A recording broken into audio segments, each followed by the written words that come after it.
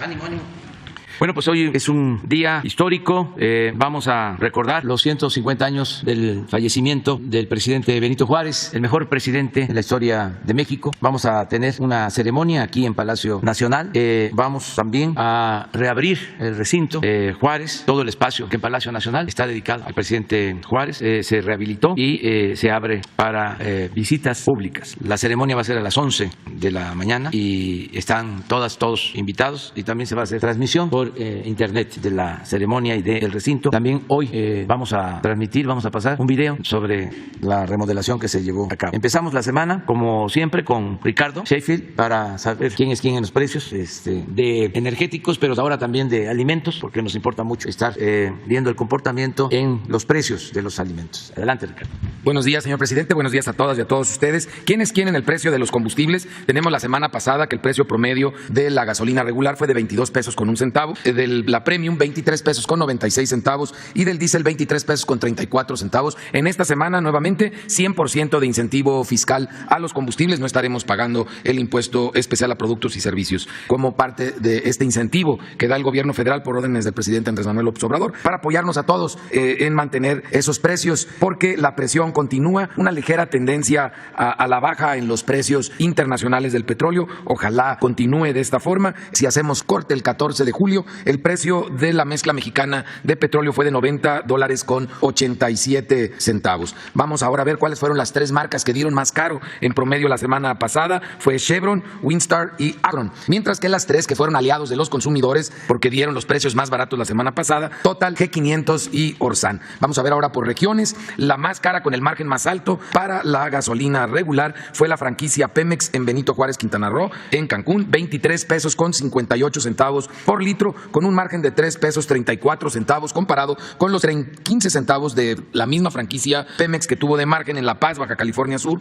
Por lo tanto, un precio más bajo al público, 21 pesos con 20 centavos. Nos vamos ahora a la Premium, en donde Móvil tuvo el precio más alto en Monterrey, Nuevo León, 25 pesos con 89 centavos por litro. Estos angelitos, 3 pesos con 43 centavos de margen, comparado con los 15 centavos de margen de La Villita en Guadalupe, Zacatecas. Por tanto, un precio más bajo al público, 23 pesos con 20 centavos. Y en la región norte, perdón, la región sur-sureste, tuvimos el precio más alto, que fue de BP en el Carmen, Campeche, un precio al público de 24 pesos 99 centavos, un margen de 3 pesos con 12 centavos, comparados con los 17 centavos de margen que tuvo Circle K en Ahumada, Chihuahua, y un precio al público de 22 pesos 96 centavos. Recibimos a través de la app de Litro por Litro 337 denuncias o quejas atendidas a través de 346 visitas o verificaciones. Las visitas son de carácter informal y sobre todo enfocado al tema de precios, y las verificaciones entramos a detalle, incluso hasta el desarmado de las bombas para verificar que no haya rastrillos. Por eso yo estoy seguro que 6 se negaron a ser verificadas, algo traen adentro de sus bombas. Esas que no se dejaron verificar fue en Tenabo, Campeche, en Veracruz, también tenemos en Opelchen, Campeche, en Mexicali, Baja California, en Zapopan, Jalisco, y en Santiago, Tuxtla, Veracruz. Ahí pueden verificar cuáles son los domicilios de estas gasolineras que estaremos visitando en fecha próxima con el apoyo de la CRE y de la CEA. Si no tomamos en cuenta el margen en la app de Litro por Litro, podemos encontrar el precio más alto y el más bajo en el país, pero lo más importante, pueden encontrar el más alto y el más bajo en la zona en la que ustedes viven. La regular, la más barata, la estamos encontrando a 20.29 el litro, es en Soriana, en Tampico, Tamaulipas, y en franquicia Pemex de Ciudad Madero, Tamaulipas, a 20.43, mientras que las más caras, 24.50 de Carvel en Allende, Chihuahua, y 23.99 de BP en Guadalajara, Jalisco. Y para la Premium, la más barata, 21.79 franquicia Pemex en Altamira, Tamaulipas, y 21.99 de Soriana en Tampico, Tamaulipas, y pasándose de rosca otra vez los de Shell a 26.79 en Naucalpan, aquí en el Estado de México, y 26.50 una gasolinera de franquicia Pemex en Guadalajara, Jalisco. Las más baratas del diésel, 22.19 en Coatzacoalcos, Veracruz, y 22.49 de franquicia Pemex en Tampico, Tamaulipas. Las más caras, 26.50 de Carvel en Allende, Chihuahua, y 25.99 de franquicia Pemex en el 14 San Luis Potosí. También seguimos verificando el tema de los sanitarios. Vamos a ver el gas LP. Con estos precios, con esta información, nos empoderamos y podemos saber si nuestro proveedor de costumbre está entre los más baratos o los más caros, para seguir determinando si continuamos comprándole o nos cambiamos de proveedor por uno que sea más aliado de los consumidores. 24.49 es el precio del cilindro de gas por kilo, y el día 13 de julio ese mismo producto ya ha convertido el precio internacional a kilos y a pesos. El precio fue de 26 pesos con 10 centavos. Podemos ver casi 2 pesos de diferencia entre el precio internacional y el promedio de las 145 regiones la semana pasada. Y ese promedio de las 145 regiones para tanques estacionarios por litro fue de 13 pesos con 21 centavos, cuando el mismo día 13 de julio el precio promedio internacional convertido a pesos y a litros fue de 13 pesos con 93 centavos, un poquito más de 50 centavos de diferencia abajo el promedio de los precios en nuestro país. Y seguimos teniendo ejemplos en Coahuila, en el Estado de México, en Tlaxcala, en Nuevo León, en Sinaloa, en Zacatecas, en Guerrero y en Aguascalientes, donde se dio por abajo del precio máximo. Un ejemplo de ello, Sonigas, aliado de los consumidores en Abasolo, Coahuila, porque dio a 13 pesos con 12 centavos el litro cuando estaba el precio máximo en 13 pesos 76 centavos, un poquito más de 50 centavos de ahorro por cada litro. Y también tenemos ejemplos para cilindros de gas por kilo en Coahuila, en Zacatecas, en Veracruz, en Baja California, en Jalisco, en Yucatán, en Sinaloa, en Oaxaca y en Sonora. Un ejemplo de ello también otra vez, Abasolo, Coahuila, de Sonigas nuevamente, 24 pesos con 30 centavos el kilo precio al público, 25 pesos con 48 centavos es el precio máximo. Estamos viendo un poquito más de un peso de diferencia. Tuvimos 812 visitas o verificaciones, encontramos 4 que ameritaron infracciones por temas menores, básculas inmovilizadas 2, instrumentos de medición que son los de las mismas medidores de flujo de las pipas, fueron 3 las que fueron inmovilizadas por estar descalibradas, y una negativa de verificación que tuvimos en el tema de gas LP. Y vámonos a los 24 productos de la canasta básica que más se consumen en nuestro país. Primero vemos las tendencias. El índice nacional de precios al consumidor para alimentos y bebidas tiene una proyección de estabilidad en estos días, mientras que la semana pasada tuvimos una tendencia ligera a la baja en lo que es el precio máximo y también el precio mínimo para esta despensa en las 4 regiones del país. Tenemos de los 24 productos, 2 son los más presionados por la inflación, ya han tenido aumentos, afortunadamente han tenido bajas algunos otros. Los 2 más presionados es la cebolla blanca y la papa. En el caso de la papa, que se ha estado importando de Estados Unidos por primera vez con esta disposición que autorizó el señor presidente Andrés Manuel López Obrador, no había habido importación de papa, ahora la está habiendo. Por eso resulta extraño que continúe subiendo el precio. Vamos a estar investigando con otras áreas del gobierno federal a fondo qué es lo que está pasando con el precio de la papa, pero tenemos buenos precios reflejados en las 4 zonas del país. En la semana pasada el precio más alto para la zona centro lo encontramos con mis paisanos allá en León, Guanajuato, en Walmart Express, muy pasados de rosca los de Walmart esta semana que pasó, 1,080 pesos con 70 centavos el paquete, mientras que el mismo paquete está en 939 pesos con 5 centavos en Coacalco, en el Estado de México. Pero también mis paisanos panzas verdes lo pueden encontrar ahí mismo en León, en Ley, a 963 pesos con 85 centavos, más de 100 pesos de diferencia con el Walmart Express, que no es una buena opción para comprar en esa zona, como tampoco lo es en la zona centro-norte, donde mismo Walmart Express en las Américas, en Morelia, Michoacán, tiene a 1,063 pesos con 60 centavos el mismo paquete que la misma cadena Expendi que mencionábamos en León, y lo tienen la más barata en esta zona en Mega Soriana de Aguascalientes. Lo tienen Aguascalientes a 990 pesos con 10 centavos el mismo paquete. Y por ejemplo en Culiacán, Sinaloa, lo tiene Bodega Aurrerá en 990 pesos con 30 centavos. Buscándole siempre podemos ahorrar bastante. En la zona norte la opción más cara es S-Mart en López Mateos, esto es en Ciudad Juárez, Chihuahua, a 1,101 pesos con 98 centavos, mientras que la opción más económica es de Merco Arrenberry, una cadena regional en la zona norte del país. En Monterrey, Nuevo León, tiene el paquete a 887 pesos con 40 centavos, le volvió a ganar a las centrales de abasto de la zona. Y por último, en la zona sur-sureste, el paquete de los 24 productos se encuentra más caro en la central de abastos de Villahermosa. No sé qué les pasó a los de la central de abastos, siempre habían sido buenos aliados de los consumidores, pero ahora se fueron al más caro, a 1,066 pesos con 80 centavos, mientras que la opción más económica en esa zona se convirtió Bodega Aurrerá en Centro Tabasco, este mismo paquete 953 pesos con 15 centavos. Muchas gracias. Vamos a los videos. Tren Maya, reporte de avances, 18 de julio de 2022. En el tramo 1, en Balancán, Tabasco, iniciaron los trabajos de tendido de la nueva vía del Tren Maya, partiendo de Villa El Triunfo con dirección hacia Palenque, Chiapas. Para estas labores se utiliza maquinaria especializada y personal con experiencia y conocimientos. En el tramo 1 se instalarán 228 kilómetros de vías modernas y seguras por las que se desplazará el tren. En el tramo 2, avanzan los trabajos para la estación Felipe Carrillo Puerto en el municipio de Champotón, Campeche. Son acciones de cimentación, herrería y armado de estructuras, así como compactación de terraplén y preparativos para la introducción de fibra óptica y cableado eléctrico. En el tramo 3 continúan los trabajos de terracería para la construcción de un viaducto, el cual se levantará a la altura de las comisarías de San Antonio, Zacalá e Ixmatquil, en el municipio de Mérida. En el tramo 4, avanza la construcción de diversos puentes vehiculares que conectarán con los municipios Zitas, Valladolid, Pisté y Mérida, lo cual permitirá el cruce de trenes y vehículos con fluidez y seguridad.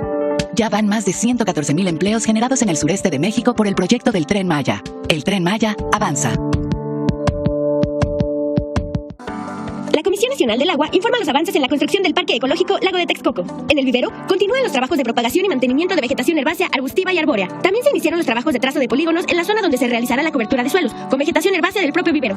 En coordinación con la Secretaría de Educación Pública y la Secretaría de Medio Ambiente por medio de la CONAM, se continúan recibiendo visitas escolares a las instalaciones del pabellón demostrativo, con el propósito de dar a conocer el valor biocultural del Lago de Texcoco. Se realiza el mantenimiento y riego en áreas del jardín central, así como el retiro de vegetación invasora. Concluyeron los trabajos de trazo y despalme para iniciar la conformación de terraplenes para el desplante de barreras cortafuego y brechas rompeviento en la zona oeste del parque. Se trabaja en la rehabilitación de registros utilizados en el área de laberintos. Se desarrollan trabajos de excavación y tendido de tuberías para las redes de instalaciones generales. Continúan los trabajos de tendido y conformación de bases para la colocación de pavimentos, así como el habilitado de acero para losas, guarniciones y elementos de cimentación. También se mantienen los trabajos de colado de losas para la construcción de canchas deportivas. Se da seguimiento a la conservación de la avifauna dentro del polígono, así como el rescate, monitoreo y banqueo de la vegetación nativa. A la fecha, se han generado más de 3.800 empleos en la construcción del parque. Con estas acciones, se continúa con la recuperación ambiental de la región en beneficio de los habitantes del Valle de México. Sí, ponemos, sí.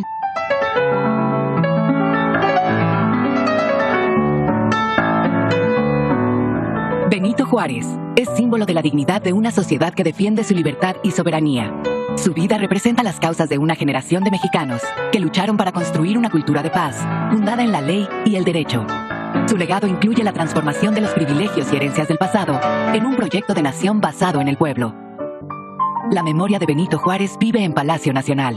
En el entrepiso del costado norte, habitó como presidente de la República, junto con su familia, durante 7 años, después de la Guerra de Reforma y de la intervención francesa, y ahí mismo la muerte lo alcanzó, la noche del 18 de julio de 1872. En 1957, para honrar su memoria, estos salones, que servían como oficinas de la Secretaría de Hacienda, se transformaron en el Museo Recinto de Homenaje a don Benito Juárez. En 1998, la museografía fue modificada y creció casi al doble del área de exposición. Después de 24 años y a 65 de su fundación, el recinto se transforma nuevamente para recuperar la memoria y el legado del benemérito, así como rescatar el valor patrimonial del espacio y las piezas históricas.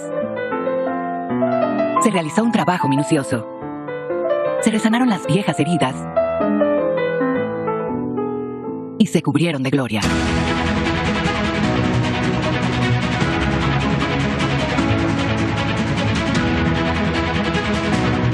La antigua escalera de cantera que conduce a la entrada del recinto fue restaurada en su totalidad.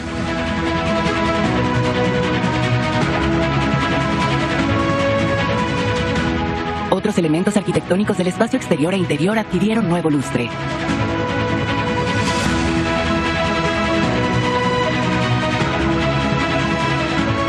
La museografía y curaduría cambiaron totalmente.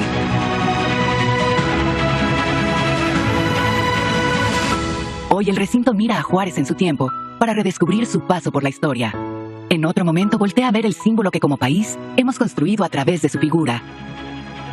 Y revela al hombre sin tiempo, cuyos principios nos constituyen como ciudadanos y como nación. A 150 años de la partida del Benemérito de las Américas, el recinto de homenaje a don Benito Juárez se renueva e inicia otro capítulo en su historia. Es memoria viva que habita en Palacio Nacional. Muy bien. A ver, Erika, quedó pendiente nada más. Y 2, y parejas, hombre y mujer. 2 y 2.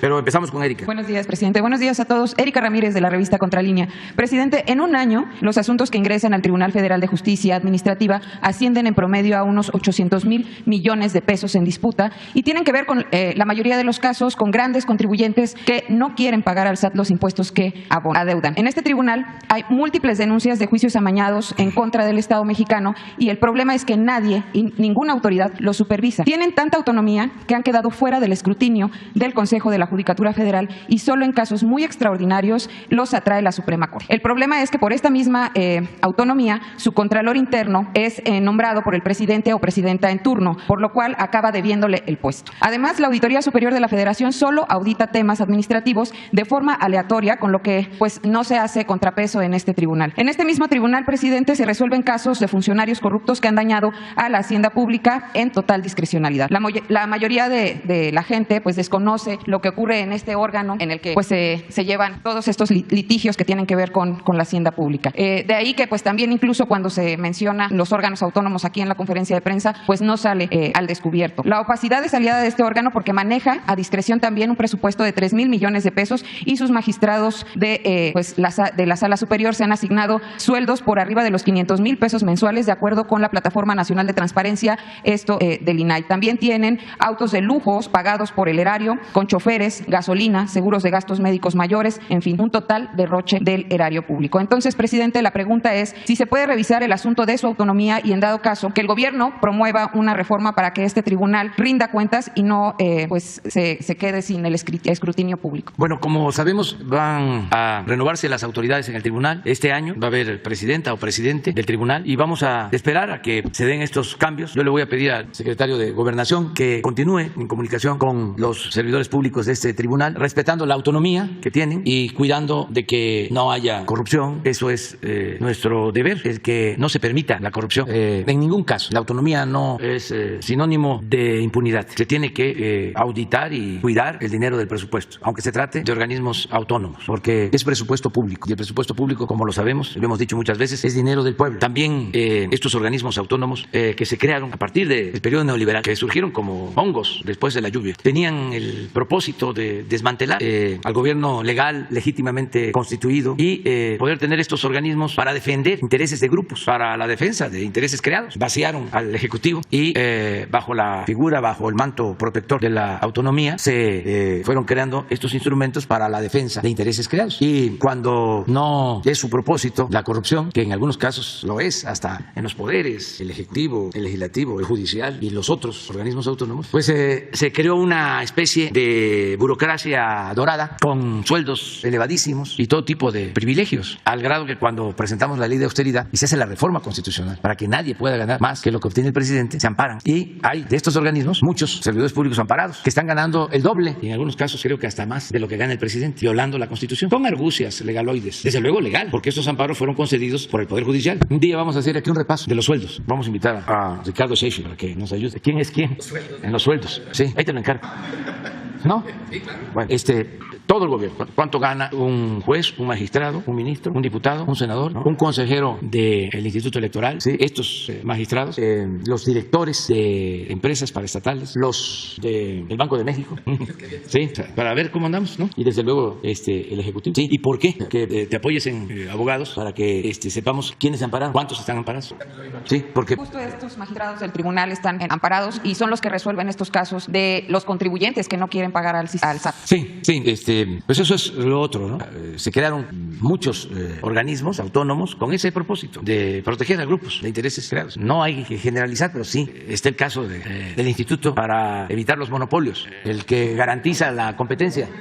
La COFECE se creó para defender a las empresas que recibieron concesiones, contratos en la época neoliberal de privatizaciones. Entonces, son los que defienden a Iberdrola, por ejemplo. Son los que sostienen que es monopolio lo que hace la Comisión Federal de Electricidad, que quisieran que desapareciera, ¿no? La Comisión Federal, para que todo quedara al mercado, para que todo quedara en manos de particulares. Para eso crearon esa institución. Es el mismo caso de los jueces. Increíble que le otorguen amparo a Iberdrola, le fijaron una multa y de inmediato los jueces ampararon a Iberdrola. Creo que son 9,000 millones. Y además se está haciendo la investigación, nos vamos a ir al fondo, porque les aceptaron documentación extemporánea. Estamos haciendo la investigación. Y si fue así, denuncia a jueces y a quienes hayan participado. Y lo de el maíz transgénico también va a apelar la Secretaría de Medio Ambiente porque quieren por la fuerza y por las influencias y por dinero imponerse. Pues no es así, no se va a permitir. Y alegan Estado de Derecho. No. Eso no es Estado de Derecho, eso es Estado de chueco. Presidente, en otro tema tema, la semana pasada la Comisión Nacional del Agua emitió una alerta por sequía en el Diario Oficial de la Federación. Entre algunos estados se menciona Querétaro. En Contralínea documentamos que hay 10 empresas que principalmente acaparan el agua en la entidad administrada por Mauricio Curi, de extracción panista, y entre ellas se encuentran Kimberly-Clark, Manufacturas Caltex, Bienes Raíces Juriquilla, Cartones Ponderosa, Michelin, Agrogen, Grupo Constructor Abdi, Fuentezuelas Agrícola, Ingredón México y Fomento Querétaro. Entre estas empresas acaparan 39.721.356 metros cúbicos de agua, y Kimberly-Clark acapara 14 millones de metros cúbicos de agua, es decir, casi la mitad del agua que consumen todas estas empresas. Ya vimos lo que pasó en Nuevo León con todo esto que se ha venido de la falta de agua, de la escasez de agua, y cómo las empresas han venido acaparando el vital líquido.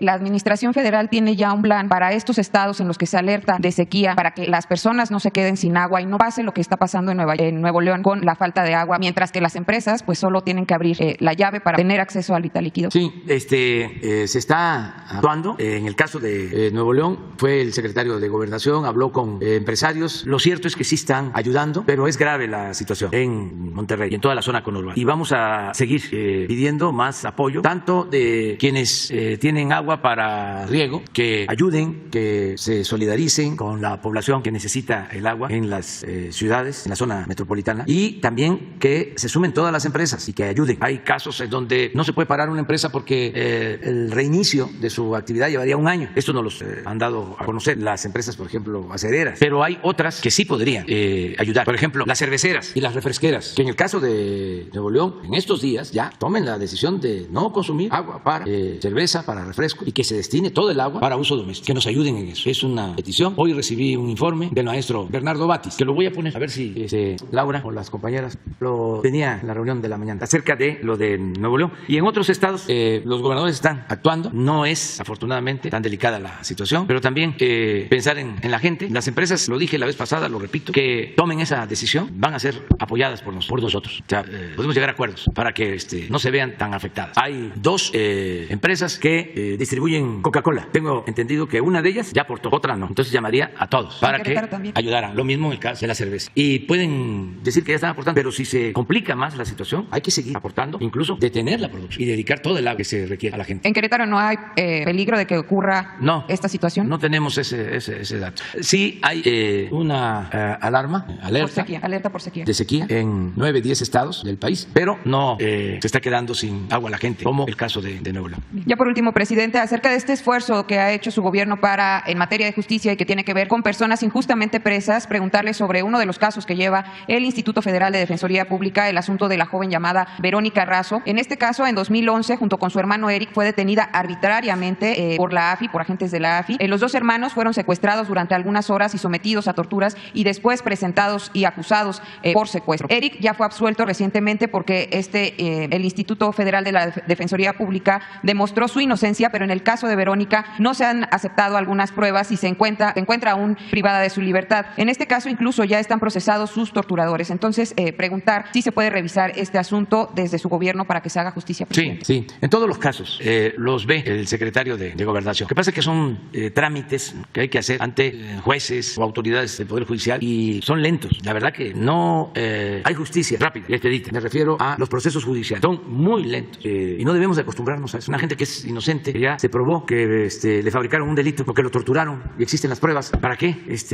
Está ahí detenido injustamente. Es inocente. Eso debería de resolverse en un día. Pero no, hay una inercia y son horarios de oficina y oficios y trámites engorrosos y la gente presa inocentemente. En este caso su hermano ya fue absuelto, que tenía los mismos cargos y que había sido también torturado. Sí, pero estoy seguro que es trámite. Se fue de vacaciones del juez y hay que esperar a que regrese. Todo esto es lo que hay que seguir combatiendo, y los servidores públicos todos estar para servir al pueblo y hacer justicia, no estar al servicio de grupos de intereses creados, porque un juez puede amparar a un potentado a las 2 de la mañana, a un sábado, pero un trámite de este tipo, eso solo en horas de oficina. Entonces sí, tenemos que seguir insistiendo, y es la Secretaría de Gobernación la que se hace cargo de esto, y también es un asunto que tiene que ver con las costumbres, a veces con las profesiones. El abogado ya se acostumbró a que así son las cosas y ni modo, a quien está defendiendo está en la cárcel, y como ya el juez le dijo de que todavía no ha estudiado el expediente, pues ya a dormir tranquilo, a esperar a que el juez estudie el expediente. Como que nos tenemos que avivar todos, como que son otros tiempos y no no dormir tranquilos si hay una injusticia de por medio. No está el texto. A ver, en la zona conurbada de Monterrey, el problema del agua es una tragedia colectiva. Días enteros y a veces semanas sin surtir nada o muy poco. En tiendas y súper, limitadísima la venta de agua embotellada. En cambio, cocas, juguitos azucarados y cerveza, ríos enteros. Riesgo de un drama social, enojo extremo o epidemias y muertes. Situación extrema para niños, adultos mayores y otros vulnerables.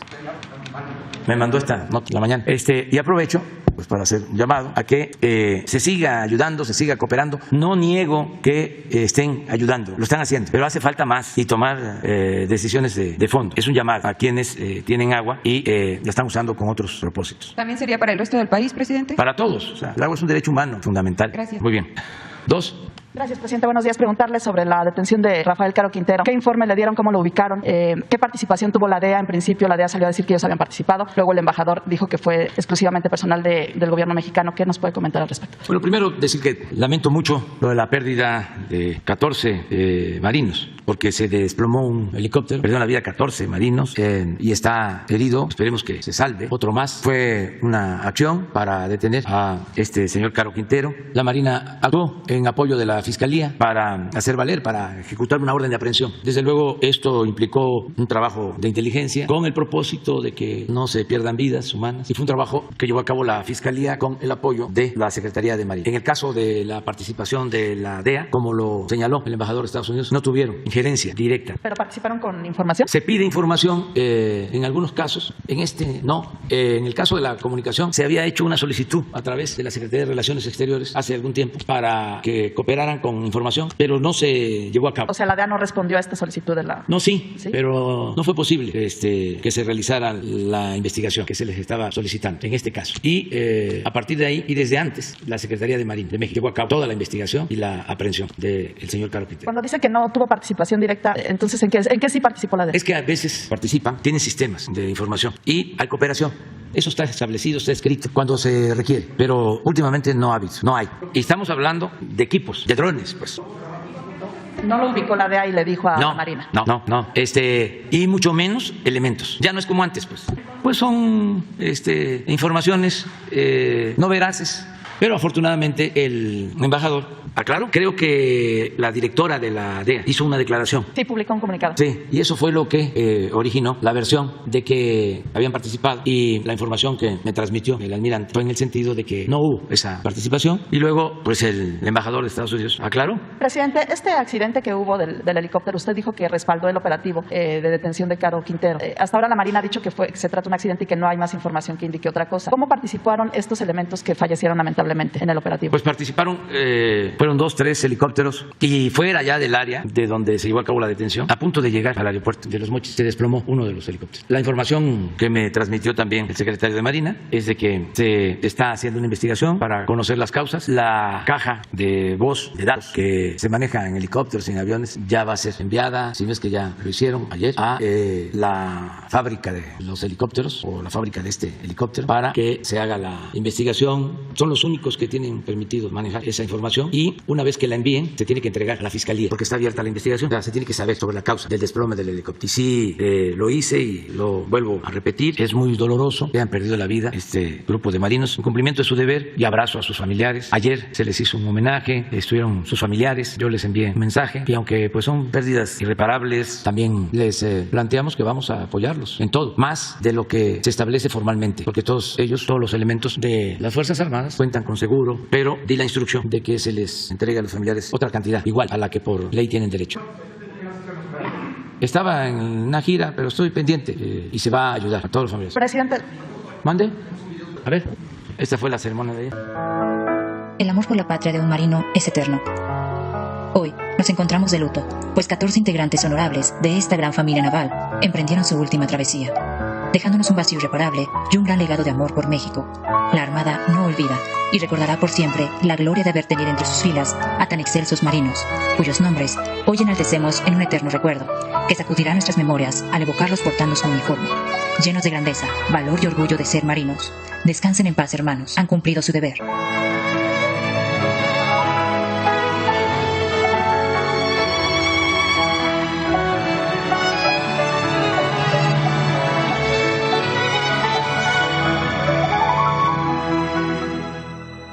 Muy bien. ¿Tiene algún algún cálculo de cuánto se puede llevar este proceso de extradición a Estados Unidos? No sabemos.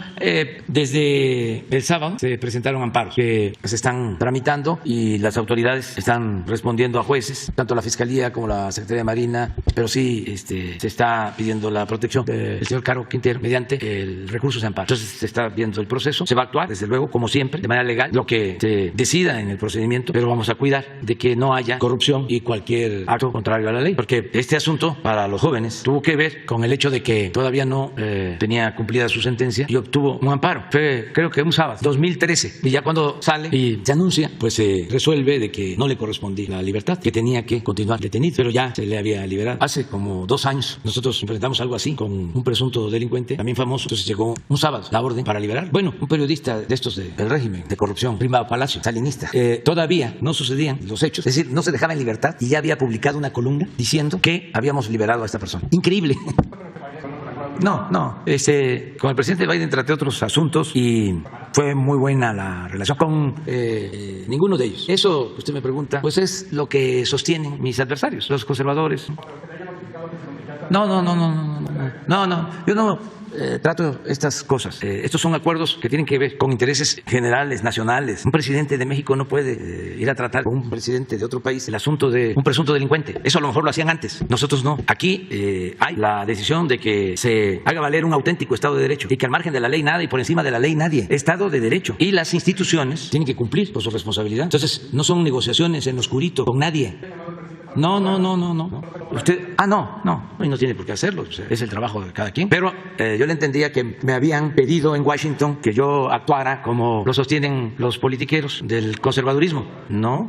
Nosotros somos un gobierno independiente, autónomo, y actuamos de conformidad con nuestra Constitución y con nuestras leyes. Ya no es el tiempo de que se arrodillaban los presidentes, si había algunos que lo hacían. Eso ya no sucede, ya es una nueva realidad. Estamos en un proceso de transformación. Me llamó mucho la atención una caricatura y un texto, porque tiene que ver con lo mismo, de Felipe Calderón. A ver si lo consigues, porque es interesante. Acuérdense que esta conferencia no es nada más para informar, es también para el análisis, la reflexión, y para que tengamos todos elementos, todos los mexicanos, y podamos actuar con criterio, no dejarnos manipular y poner mucho énfasis en los jóvenes. Porque esto de Caro Quintero viene desde la época del presidente López Portillo, ¿no? O del presidente Echeverría. Después, cuando el asesinato del señor Camarena, ¿quién era presidente?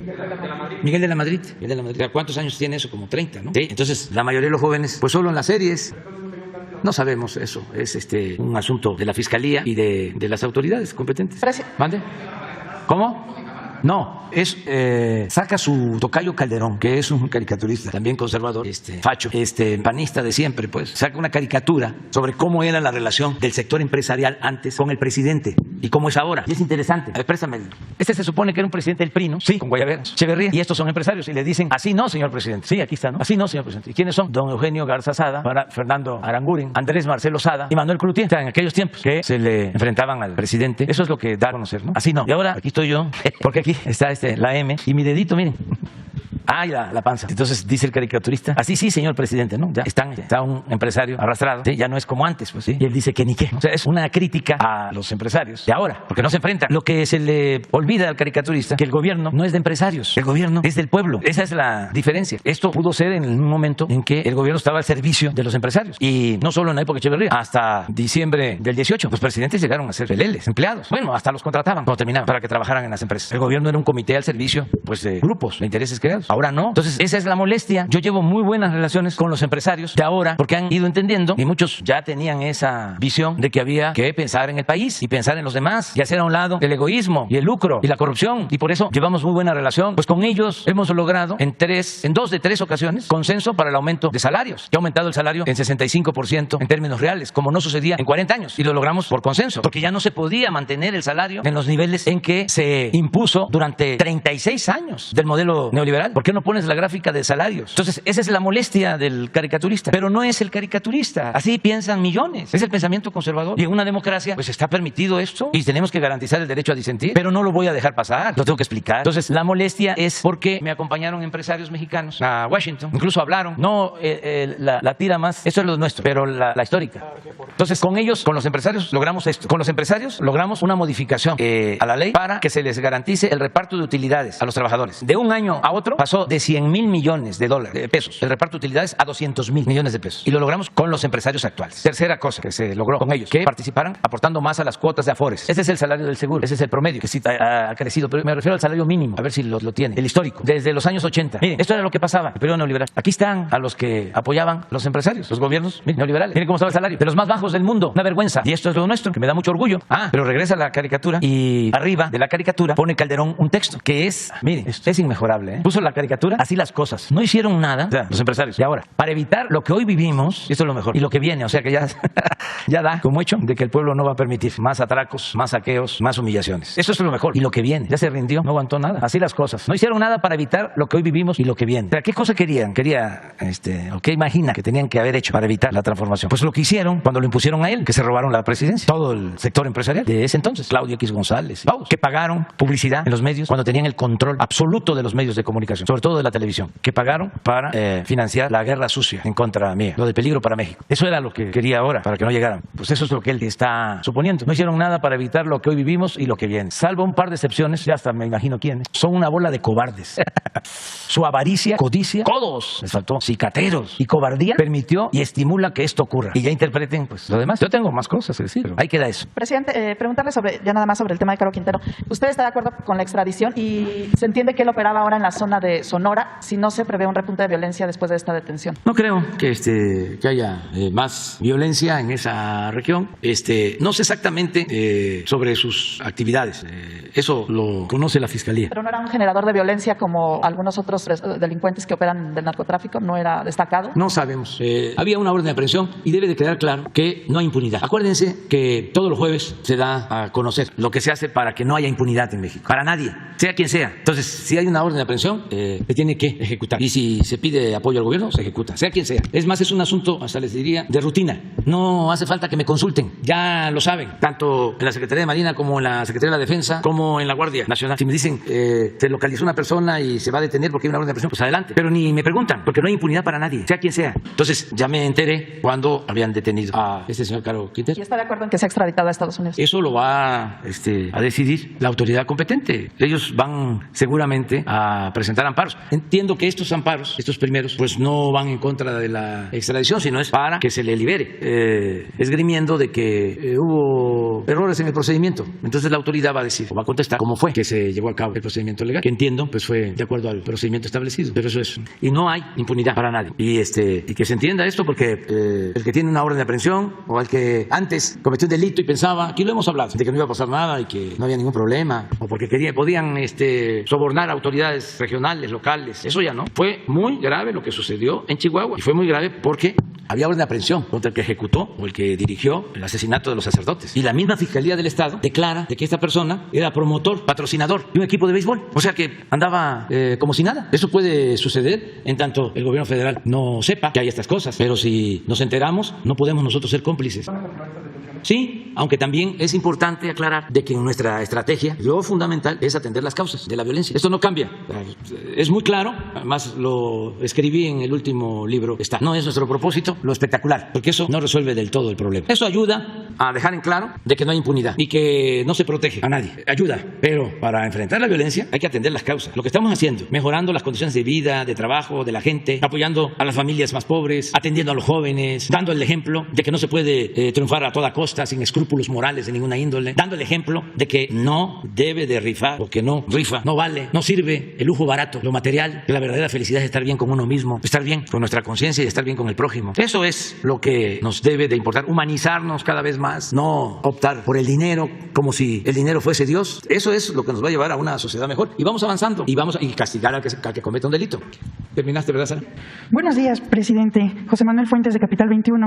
La primera pregunta que le quiero hacer es si se abordó el tema del periodista Julian Assange con su homólogo estadounidense Joe Biden. Sí, le dejé una carta al presidente Biden sobre Assange. ¿En qué consiste esa carta, presidente? ¿Nos puede decir? Pues explicándole de que no cometió ningún delito grave, Assange. Él no le causó la muerte a nadie, no violó ningún derecho humano y ejerció su libertad, y que detenerlo pues iba a significar una afrenta permanente a la libertad de expresión y a la libertad. Y le explico que México ofrece la protección y el asilo a Julian Assange. ¿Y ya recibió alguna respuesta? No, porque tengo que ser respetuoso, tengo que esperar a que lo analice y se den los tiempos. Lo que sí puedo comentarles, ya lo he dicho, pero como después de la gira a Estados Unidos vino el fin de semana, no hemos hablado mucho, a lo mejor me ha faltado explicar que el trato que recibimos del presidente Biden y de la vicepresidenta Kamala Harris fue de mucho afecto y de mucho respeto hacia México. Se portaron muy bien y se fortaleció la cooperación para el desarrollo y en todos los órdenes. Entonces fue muy buena entrevista, muy buena gira, muy buen encuentro. También una cosa excepcional fue la actitud de nuestros paisanos. Los abrazos me llenaron de sentimiento porque fueron muchas las muestras de solidaridad. Muchos viajaron de otros estados de la Unión Americana, Washington, y un gran apoyo de nuestros paisanos en la gira. Todo esto sucedió y sí tratamos el asunto del periodista Assange. Presidente, otra pregunta. Después de su gira de trabajo por los estados de Baja California del Sur, Michoacán y Veracruz, ¿nos podría decir cómo van los avances de las plantas de fertilizantes? Sí, fue una muy buena gira ahora, porque nosotros tenemos como propósito el que se logre la autosuficiencia energética. Y en eso vamos bien. El año próximo yo espero ya que dejemos de comprar las gasolinas y el diésel en el extranjero. Ya vamos a ser autosuficientes. Eso nos ayuda mucho. Ya nos está ayudando. Nos ayuda en que la gasolina es más barata en México que en Estados Unidos, que en Europa. Nos ayuda en que la inflación en México es menos que en Estados Unidos, que en Europa. Tiene que ver con el manejo que se ha dado al sector energético. Pero también queremos hacer lo mismo y hemos estado trabajando, pero ahora vamos a intensificar acciones para lograr la autosuficiencia alimentaria. Ese es el otro objetivo. Y para eso necesitamos de fertilizantes, porque los neoliberales, para variar, acabaron con las plantas de fertilizantes, privatizaron Fertimex, éramos autosuficientes en fertilizantes y vendieron todas las plantas y dejaron que se convirtieran en chatarra y nos convertimos en importadores de fertilizantes, se compra el fertilizante. Entonces estamos empezando a rehabilitar las plantas que nos dejaron, algunas ya prácticamente inservibles, además producto de compras que hicieron en el periodo neoliberal de plantas que primero habían privatizado. Cuando Salinas privatizaron las plantas de fertilizantes, las entregaron a amigos, gente cercana del llamado Grupo Compacto, que crearon con la entrega de todos los bienes de la nación. Se creó el llamado Grupo Compacto, una nueva oligarquía, una piñata con los bienes de México. Pasa el tiempo y algunas de esas plantas las vuelven a comprar. O sea, son privatizadores y al mismo tiempo estatistas. La verdad que no son ni una ni otra cosa. Lo que son, en realidad, pues son verdaderos corruptos. Pero ¿cómo es? Se privatizan y luego deciden, vamos a comprarlas, las mismas plantas. Claro, ya quebradas. Ustedes saben que tenemos ingenios azucareros. Cuando Fox rescató ingenios azucareros, porque se rescataba a los potentados, a los que estaban cerca del presidente. No se rescataba al pueblo. La prueba, pueblo de Fobaproa, cómo rescatan a banqueros y a grandes empresarios y convierten las deudas privadas en deuda pública. Pues esa era la política. Y hablo de los ingenios porque acaba de pasar. Es lo de Fox. O ayer que estuve en Cangrejera, que le quitan el gas, el letán, a las plantas de Pemex, de la petroquímica, esto con Calderón, para entregarle el gas a Odebrecht, el etileno 21. O sea, eso era lo que... Entonces, ahora hicimos un recorrido para ver cómo estaban las plantas, porque necesitamos levantarlas. Y empezamos en San Juan de la Costa, en Baja California Sur, porque ahí hay una mina de roca fosfórica, que es la materia prima para hacer fertilizante. Se lleva la roca ya procesada, triturada, en barco, a Lázaro Cárdenas, y ahí están las plantas, y ahí se hace fertilizante. Entonces fuimos a la mina, fuimos a Lázaro Cárdenas, porque estamos invirtiendo en total $550 millones para levantar las plantas, porque estaban caídas completamente. Luego, que me dio mucha tristeza, porque fuimos de Lázaro Cárdenas, también está en ruina esta planta, ya estamos levantando, ya está produciendo, pero fuimos a Poza Rica y todo el complejo petroquímico abandonado, ya no existe, 60 hectáreas, completamente desaparecido. Poza Rica. Entonces ahí queremos poner una planta en ese complejo para utilizar el gas y producir urea. Y la gente pues quiere que Poza Rica vuelva a tener auge. Entonces si se construye esa planta, pues vamos a generar alrededor de 3,000 empleos en la construcción y se reactiva la economía, ¿no?, de Veracruz.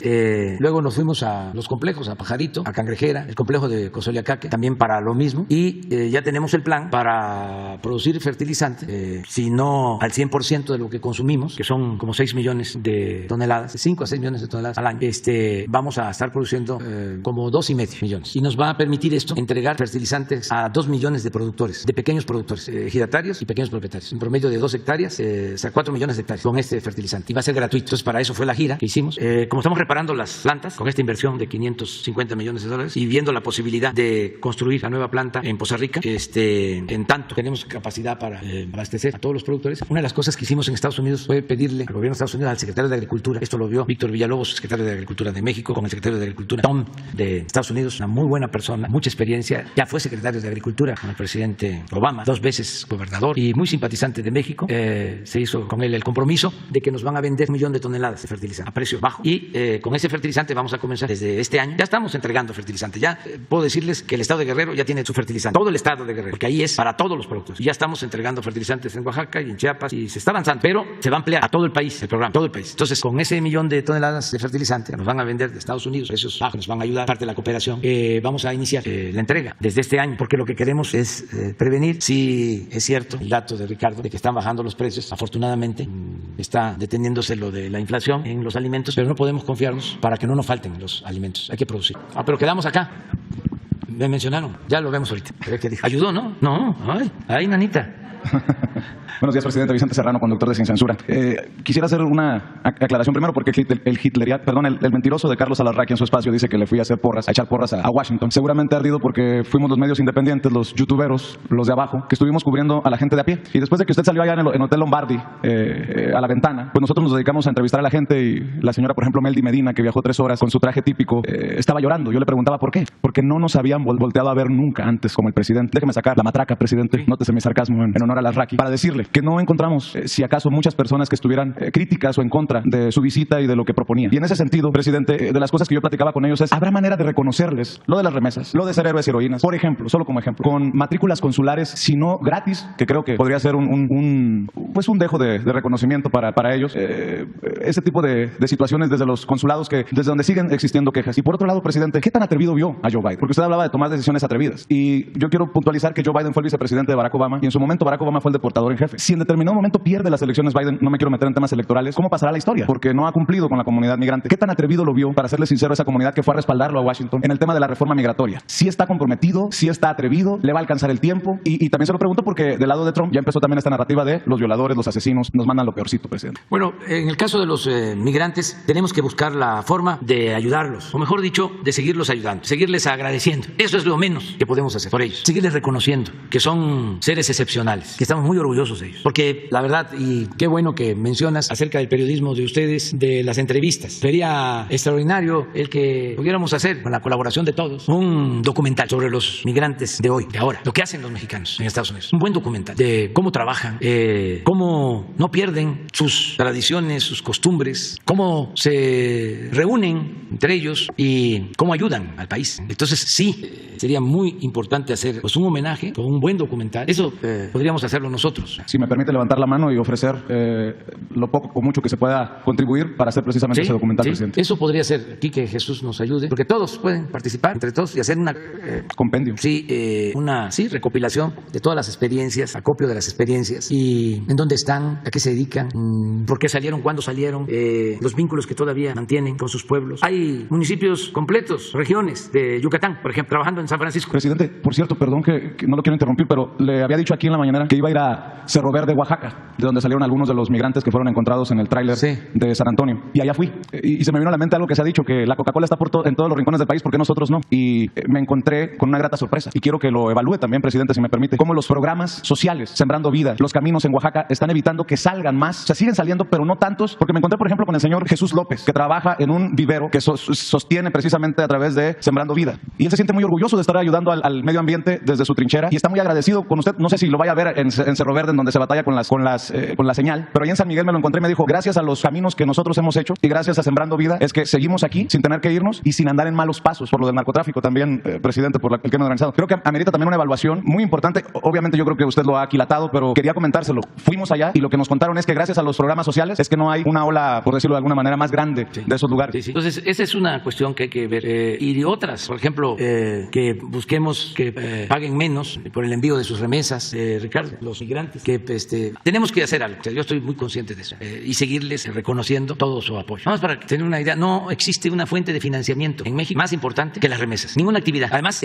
con dimensión social, porque puede ser que la industria automotriz represente más dinero, pero ¿cuántos empleos? Claro que nos importa la industria automotriz y la industria de autopartes, pero ¿cuánto dinero se queda? En el caso de los migrantes, son 55,000 millones de dólares y podemos llegar a 60,000. La proyección hasta ahora es 55, pero podemos llegar a 60,000 millones de dólares este año. Para tener una idea, han crecido mucho las importaciones que hacemos de China y tenemos que sustituir esas importaciones. Y estamos importando 100,000 millones de dólares de China, pero las remesas van a llegar a 60,000 millones de dólares. Por tener ideas, cuando hablamos de 60,000 millones de dólares, es 1,200 billones, 1,300,000 millones de pesos. Son todos los programas de bienestar que como nunca se habían aplicado en México, más el Tren Maya y la refinería de Dos Bocas y el aeropuerto en inversión. Es algo excepcional, extraordinario, y llega a 10 millones de familias. familias, abajo, allá donde fuiste. Entonces sí necesitamos seguir reconociendo ese apoyo que es fundamental. Otra cuestión que es interesante y que de una vez se los adelanto a los expertos y a nuestros críticos, vamos al análisis sobre la importancia que tiene la distribución del ingreso, la distribución de la riqueza. Porque cómo, sin crecimiento económico,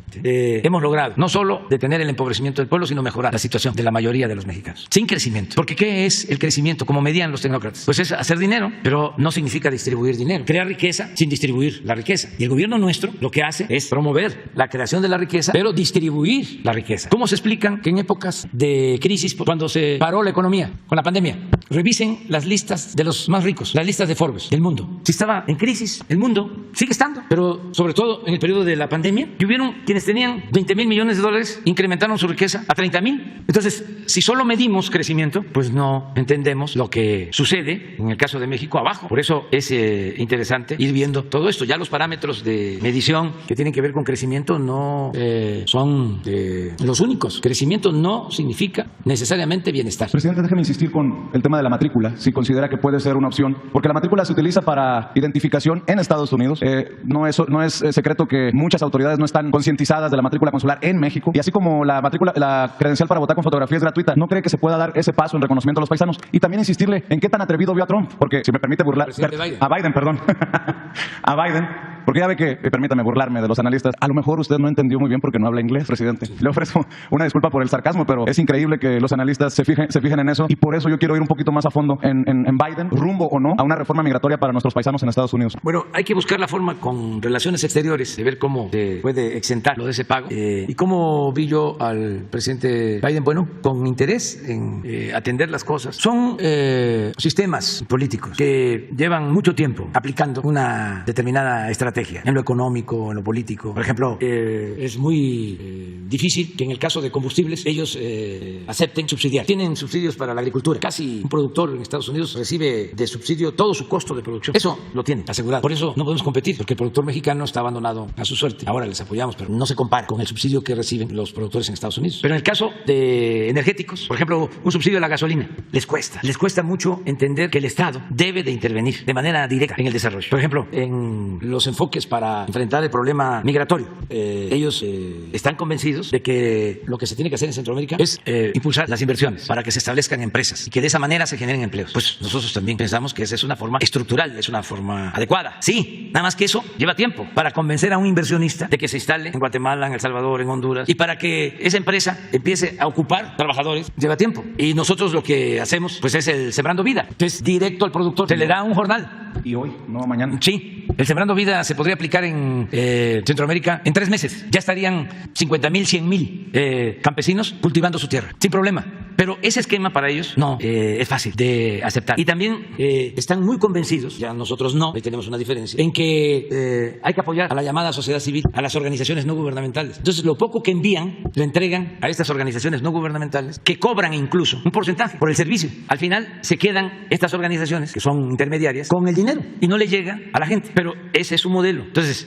tienen razón en decir, es que si entregamos el dinero al gobierno, hay corrupción. Bueno, hay que buscar la forma de que no haya corrupción y de que además la entrega sea de manera directa. Pero esas son las limitaciones que nosotros vemos, las diferencias que nosotros vemos. Y lo otro es también lo político, que no se atreven a decir, necesitamos la fuerza de trabajo, no tenemos trabajadores y vamos a llevar a cabo un acuerdo para entregar visas temporales de trabajo. Vamos a ponernos de acuerdo con el gobierno de Honduras, con el gobierno de Salvador, con el gobierno de Guatemala, con el gobierno de México, porque necesitamos jornaleros y necesitamos ingenieros, necesitamos profesionistas. No tienen. ¿Por qué no lo aceptan? Hay 2 cosas. Una, que ya lleva mucho tiempo, es de que si contratan a un indocumentado, como se le llama, le pueden pagar menos y lo pueden despedir cuando quieran. Es una manera infame de empleadores sin escrúpulos. Esa es una. Pero lo otro es que le tienen miedo, seguramente a ese senador que habló ayer, conservador, de que les va a decir, ustedes en vez de poner muros y de usar el ejército para que no pasen los migrantes, que son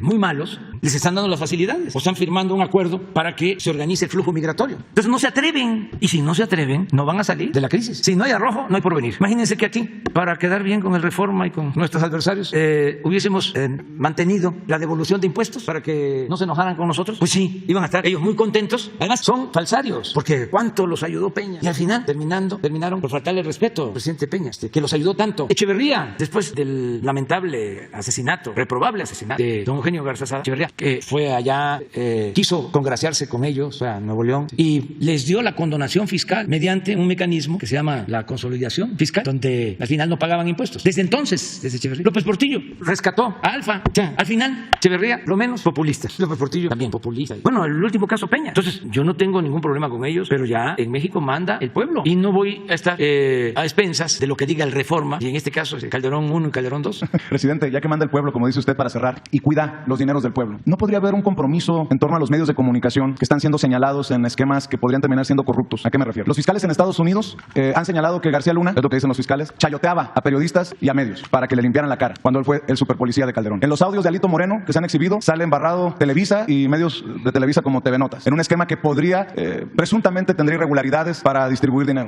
El presidente, el dueño de TV Azteca, Ricardo Salinas Pliego, no quiere, se amacha a no pagarle al SAT, a pesar de que la Suprema ya definió eso, y se la pasa, creo yo, groseramente, en un país con tantos pobres, presumiendo sus vacaciones por el Mediterráneo, yendo al súper en helicóptero y diciendo que México está bien representado con su yate allá en el Mediterráneo, mientras no paga lo que nos debe o le debe al pueblo de México. ¿No podría haber un compromiso de que mientras paguen se les detiene también la publicidad oficial, presidente? ¿No podría haber un compromiso de que los medios que salgan, si es que salen mencionados, o periodistas que trabajen en estos medios, que salgan mencionados en el juicio contra García Luna, y el caso, si se comprueba, de Televisa y estas presuntas irregularidades de Alito Moreno, se les suspenda la publicidad oficial, que es el dinero de los mexicanos, presidente, y se lo menciono porque estamos hablando de medios que están al tope de la tabla de la publicidad oficial, Azteca, Televisa y los que salgan en el caso de García Luna. Y en ese sentido también, pues para que le explique a la gente cómo es esto, ¿no? Porque hay medios, usted lo ha mencionado, como estos de Radio Fórmula, que tienen una alineación como en el béisbol, que es golpeadora y que también aparece al tope de la lista. Por eso lo menciono, presidente, porque hay medios que no solamente son señalados por el pueblo por la cobertura que dan, sino que podrían estar inmiscuidos en cosas irregulares. Salinas Pliego no quiere pagarle al SAT lo que debe. Televisa mencionado en los audios de Alito, y los medios presuntamente chayoteados por García Luna, mencionados por los fiscales en el juicio que se podría iniciar contra el superpolicía de Calderón. Presidente, lo escucho. Bueno, vamos a